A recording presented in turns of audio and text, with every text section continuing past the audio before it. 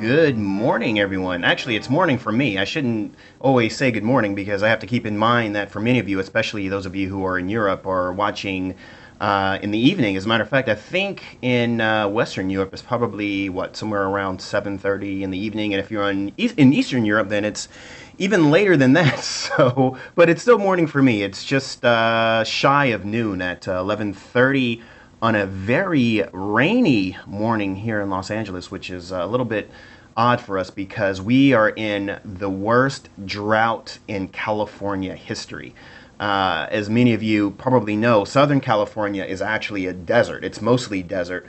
And Los Angeles is a desert. People just don't see it that way because it doesn't look like one, but it is a desert city. And we've had our droughts in the past, but as of late, the last few years, it's been really, really bad. And up in Big Bear, the local mountains, we actually have a condo up there on the lake. And in the last, I think it's the last two to 3 years, we actually haven't been up during the snow because we just haven't been getting any snow. So the ski resorts have been opening up, but they've been using all artificial snow. So it's been a real bummer for us here in California not getting our usual snow. And one of the things we decided we were going to do is if we don't get snow this year, then we're going to probably wind up going to Idaho or Colorado or something just to get snow because that's kind of our family tradition to always have snow every year. So it's the whole reason why we got the condo there in the first place. So it really, really sucks, this drought that we've been in. So the rain that we've been getting the last few days has been very, very welcoming. So anyway, welcome to all of you.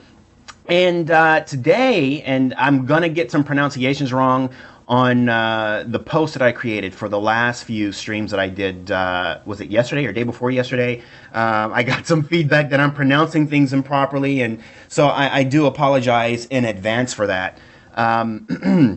And I know I'm going to butcher the name already, but I'll just pronounce it the best way that I can and just say Yo Erland or Yo Erland. I know it's not pronounced properly, and I'm sure someone who's Norwegian will probably correct me and give me a proper pronunciation for that.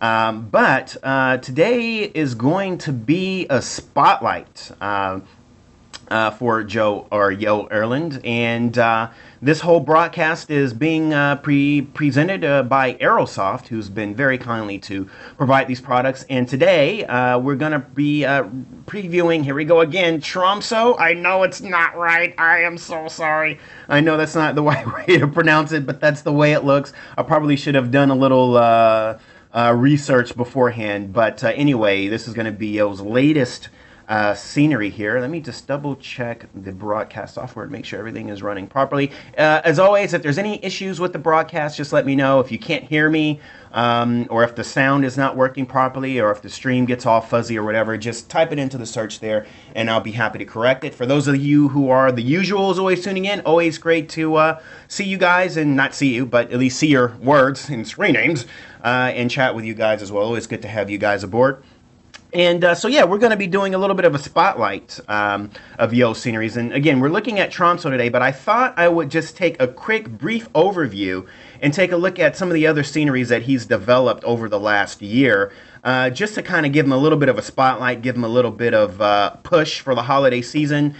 So if you haven't picked up any of his sceneries yet, if you haven't discovered Norway yet, I really, really want to make a huge play for Norway, because Norway is a very, very, very big deal for 2015. As we all know, we have Oslo, which came at the very end, the very, very latter end of 2013, just before the 2014 new year.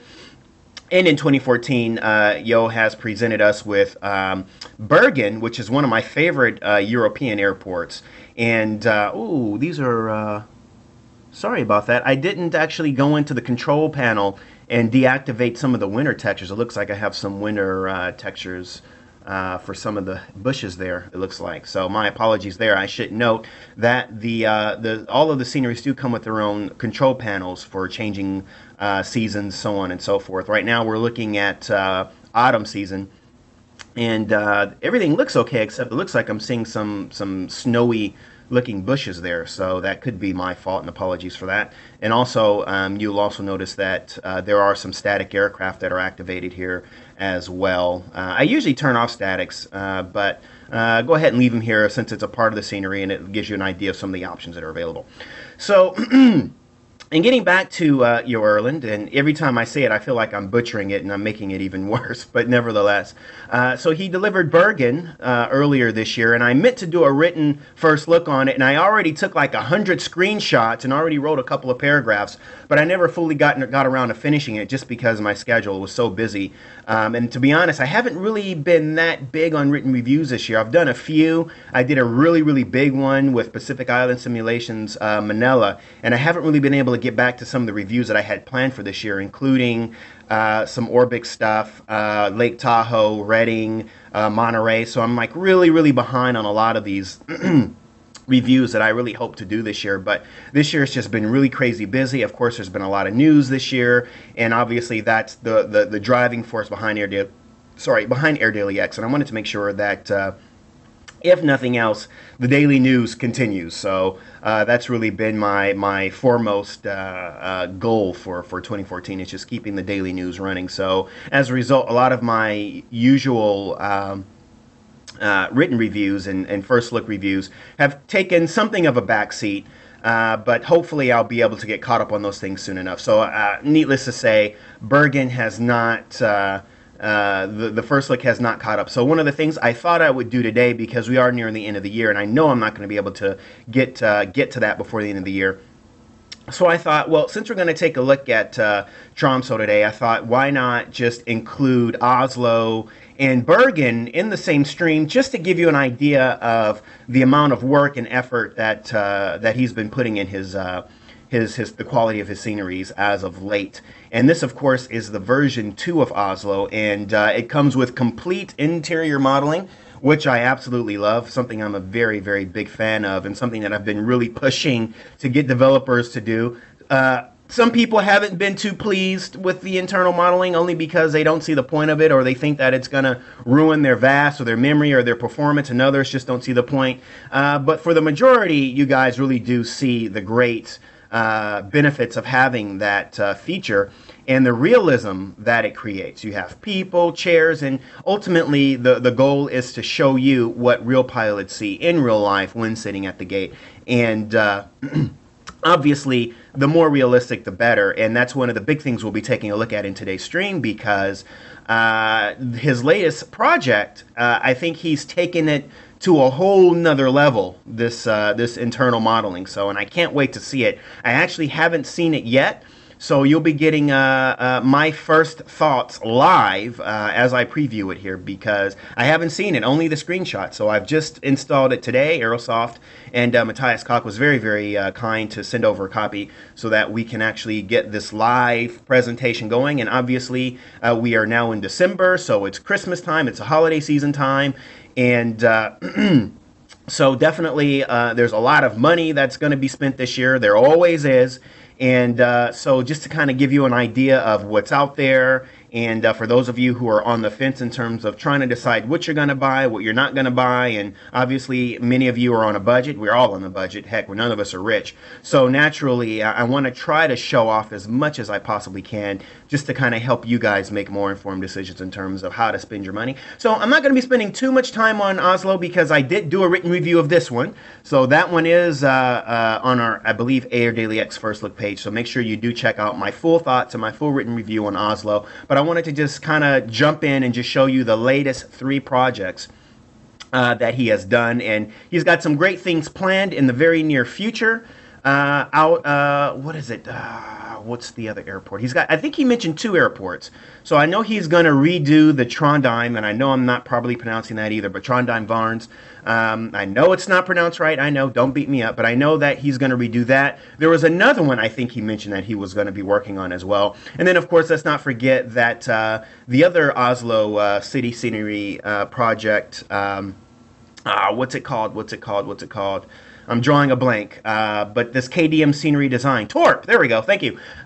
Torp is in development, and that will be coming, it should be coming knock on my glass here, it should be coming before the end of this month. So that's another Norwegian scenery for you. And then, of course, there's Orbix. Orbix, it looks like they're nearing the final stages. They've been showing us a lot of previews lately, and I'm really, really excited for Norway from Orbix. So it looks like that will come this year, too. And if it comes, so help me, I'll be back with another live stream to show off FTX Norway, which I'm super, super excited about. So you can expect at least 2 major things for Norway coming before the end of 2014. So something I'm really, really excited about. So this, for the most part, is it. This is Oslo. You can see I've got FTX Global with Vector and OpenLC Europe, and you can see just how incredibly all of it comes together. That is just a magnificent, magnificent landscape, and I've added some clouds there because I'm sure this is probably what it looks like this time of year, kind of overcast and cold and brisk and brrr. So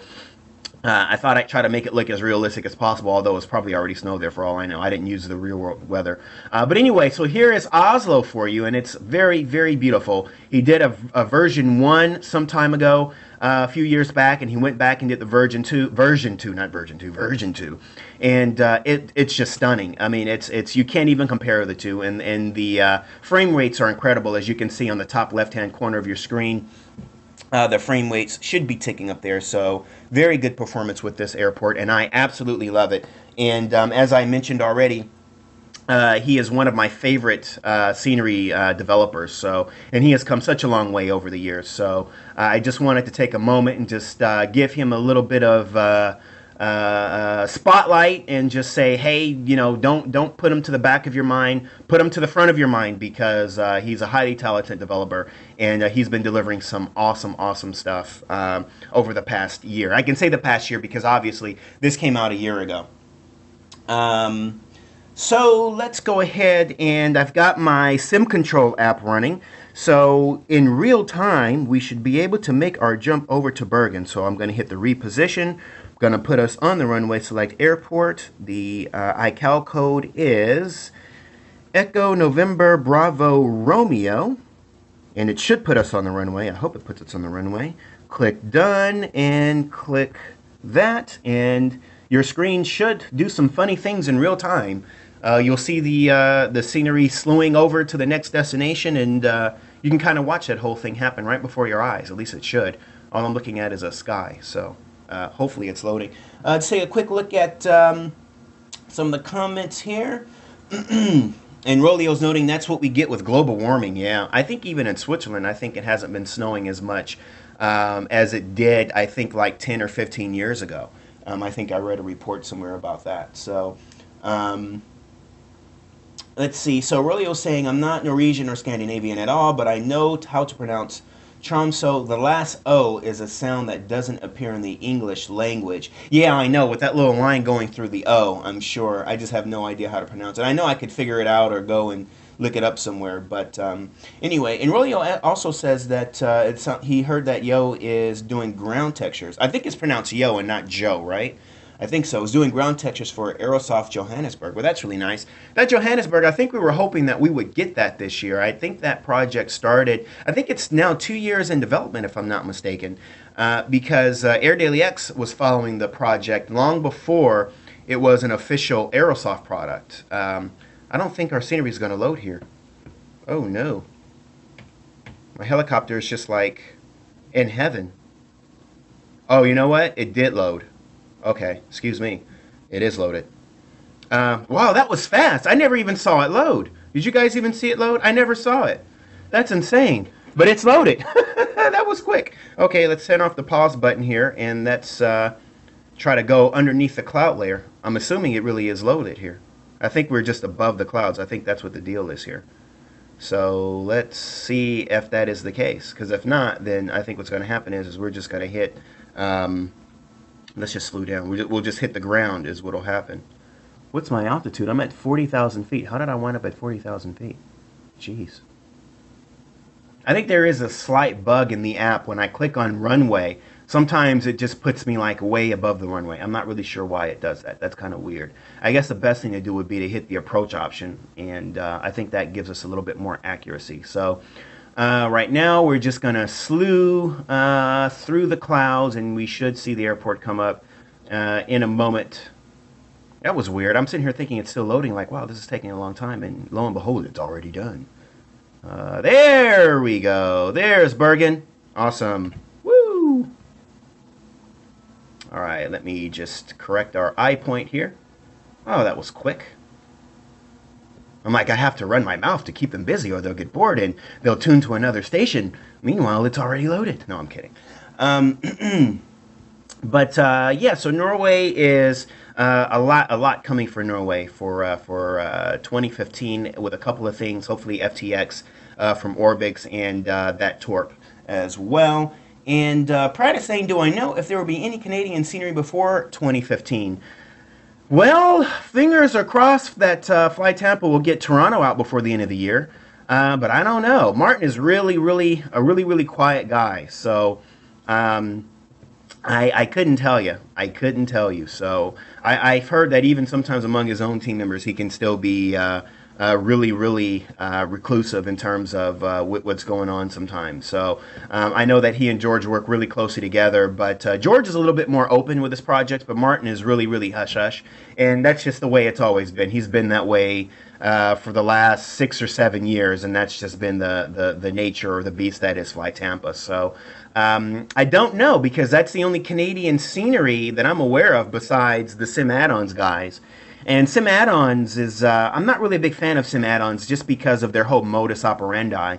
You can't use a certain airport, it won't work unless you buy their base packages, and it's really expensive. You could wind up paying $80 just to get one airport to work. So I don't own any of their products, but this is the way that they kind of operate. So as a result, I haven't really given much play to Sim Add-ons, but yeah, not that I'm aware of. Unless Fly Tampa gets Toronto out before the end of the year, I don't think we'll be seeing anything else from Canada. Unless Orbix happens to be doing anything. Orbix has a few, like smaller Canadian airports and stuff like that. So if they happen to be delivering anything like that, but I'd like to think that if they were, we would have seen some kind of preview by now, because I think Orbix is really now making a play to start previewing their end of the year projects and stuff. So I really don't know, unfortunately. You can take a look at that billboard, which is still like 2 months now out of date, but as of right now, not that I know of. So just taking a look at Bergen now, as we continue to just show off some of the projects developed by Elrend over the last year or so. And I remember the old Cloud 9 Bergen, and I was a huge fan of the old Cloud 9 version. It was one of my favorite airports, as I think I've already mentioned. And it was kind of weird. I was kind of at an experimental stage in my FS life back then. And I only, at that time, I was like the way most people are now. I only bought airports that I actually visited in real life. And that was just kind of my modus operandi. It's like, I haven't been there, so what's the point? And the thought hadn't occurred to me that Flight Simulator could be a stand-in for actually touring parts of the world. I mean, if you're a fan of Google Earth, and I don't know if any of you do this, but for me, sometimes I go on Google Earth and I just tour places I've never visited, because you've got Street View now, you have a lot of people who upload their own pictures. So, I mean, you literally could go on a tour of the world just using Google Earth.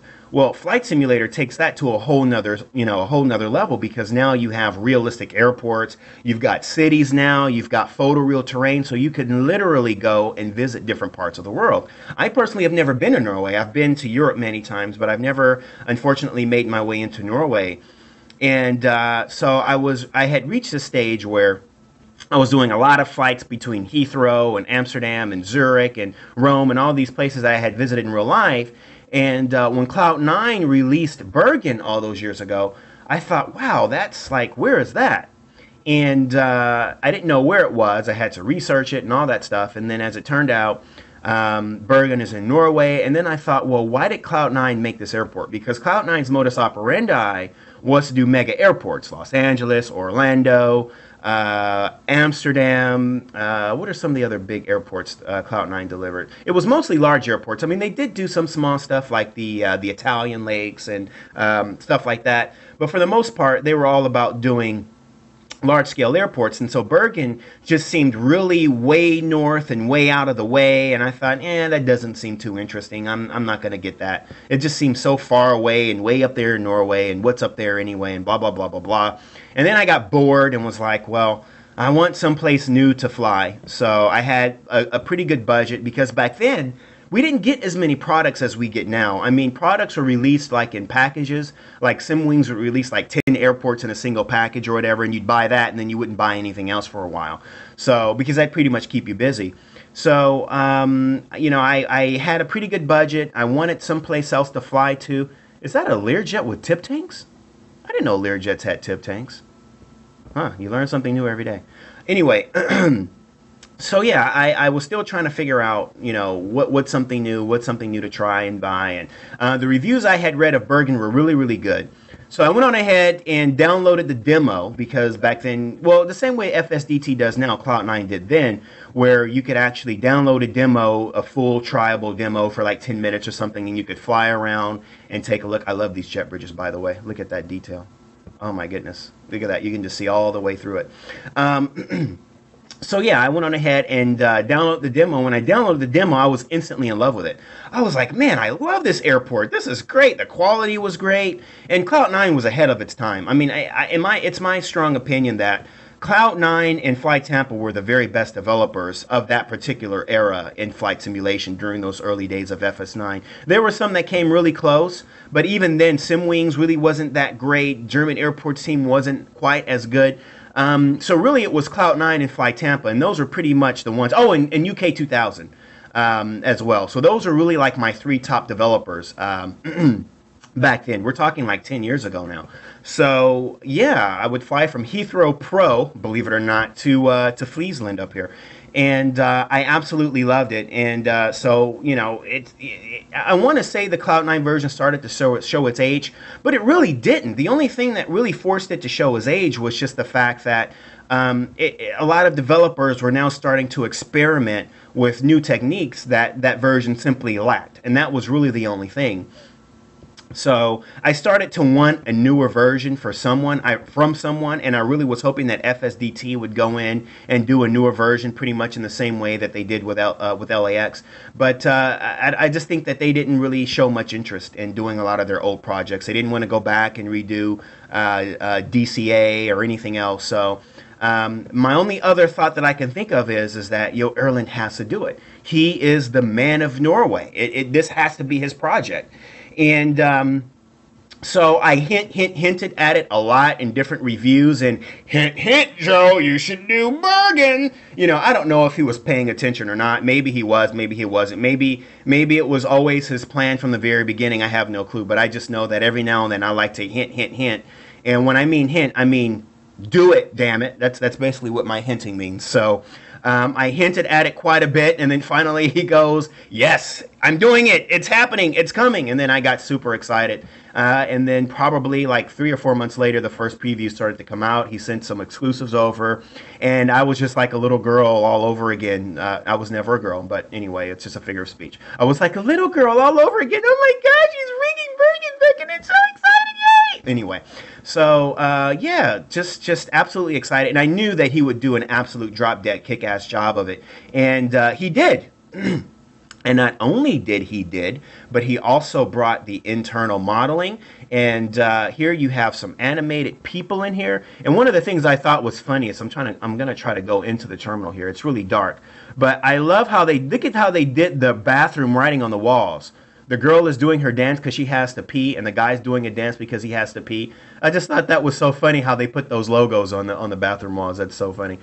So you can see there, it's a little dark, but you can see there's people walking around, and there's some really nice specular shine and environmental reflection on the glass. You have some animated vehicles here. I mean, he went far above and beyond whatever I could have possibly asked for in terms of a new version of Bergen. I mean, he really, really, really outdid himself with this project. And I mean, all the windows are transparent, by the way. I don't think my HDR lighting is on, but boy, it does look a little bit dark here, doesn't it? I better double check that. But you can see here all of the windows and all of the glass is transparent. You've got some advertising on the walls in there if you can see it. And this is just one of those things. Let me just double check my HDR lighting real quick because I realize it looks very dark. Display lighting. No, HDR is actually off. Okay. I don't know. It just looks really dark. Anyway, So this is just one of those things when you're sitting in your Aerosoft Airbus or your NGX or whatever it is, and you're looking out, when you're busy programming the flight management computer, you're planning your flight plan, you're putting in your zero fuel weight, blah, blah, blah, blah, blah. And maybe you just happen to look up, out the VC, out the glass there, out the windshield there, and you see the terminal, and then you see glass with a reflection, and you see people walking around. It's just one of those things to help you forget that you're in a flight simulator. And I think that's the whole point. I mean, why do we do this? I mean, yes, there are many of us who are real world pilots. Many people use it for practicing or honing in their skills. But I think the overwhelming majority of people who are fans of Flight Simulator, it's like the same people who buy race car games or race car simulators. You're never going to own a Bugatti Veyron. You're never going to own a Pagani Huayra, which happens to be my favorite car of all time, by the way. You're never going to own it. The chances are you'll never, ever, ever get to buy or get to drive it. It's a $1.5 million car. You'll never drive it. You'll never own it. You'll probably never even get to touch one. So the closest you'll ever get is a Need for Speed game or a game like Grid or Gran Turismo or whatever it is. That's the closest you're ever going to get.